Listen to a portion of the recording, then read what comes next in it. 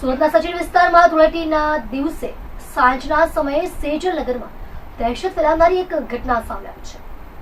અહીં 4 થી 5 શખ્સો રિક્ષામાં આવી જાહેરમાં જ ચપ્પુ વડે લોકો પર હુમલો શરૂ કર્યો હતો. આ ઘટનાથી સ્થાનિકોમાં ભયનો માહોલ ફેલાઈ ગયો હતો. હુમલાનો વિડીયો પણ સામે આવ્યો છે, જેમાં દેખાઈ રહ્યું છે કે અસામાજિક તત્વોમાંથી એક વ્યક્તિ બેખોફ થઈ લોકો પર ચપ્પુ વડે હુમલો કરે છે.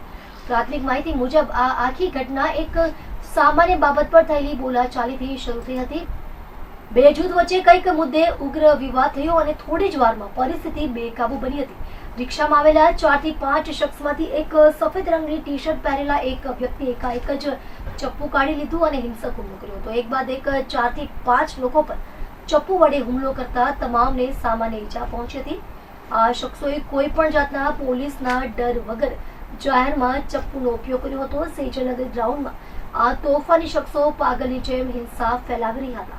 લોકોએ બચાવ માટે પથ્થરમારો પણ કર્યો હતો, જેનાથી હુમલાખોરો થોડી વારમાં જ રિક્ષામાં ચડીને ભાગવા લાગ્યા હતા. ઘટના સર્જાતા આ વિસ્તારમાં હાહાકાર મચી ગયો હતો અને લોકોમાં ગભરાટ પણ ફેલાયો હતો. સચિન પોલીસે ઘટનાને ગંભીરતાથી ધ્યાનમાં રાખીને તરત જ તપાસ શરૂ કરી હતી. પોલીસ ઇન્સ્પેક્ટર પીએન વાઘેલાએ જણાવ્યું હતું કે આ બનાવના વિડીયોની તપાસ કરવામાં આવી છે અને તેના આધારે 4 શખ્સોની અટકાયત કરવામાં આવી છે. હાલ વધુ પૂછપરછ ચાલી રહી છે અને હુમલાનું સાચું કારણ શું છે તે ઝડપથી બહાર આવશે.